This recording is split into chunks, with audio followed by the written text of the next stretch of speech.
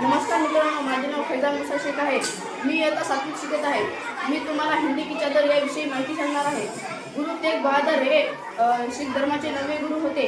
त्यांचा जन्म 1 एप्रिल 1621 रोजी अमृतसर येथे झाला। ते गुरु हरगोविंद सिंग साहेबांचे पुत्र होते। सत्य, न्याय आणि मानवता आणि धार्मिक स्वातंत्र्य यासाठी त्यांनी आपले जीवन अर्पण केले। मुघल सम्राट औरंगजेबाच्या काळात काश्मीरमधील पंडितावर जबरदस्तीने धर्मांतराचे अन्याय होत होते। या अत्याचाराविरुद्ध ते आवाज उठवण्यासाठी दिल्लीला गेले।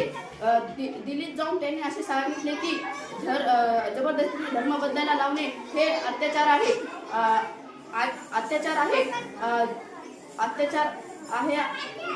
आणि अधर्म आहे आणि धर्म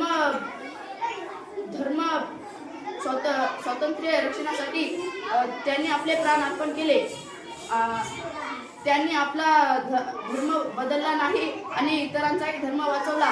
या महान बलिदानामुळे त्यांना हिंदी की चादर असे संबोधले जाते। धन्यवाद।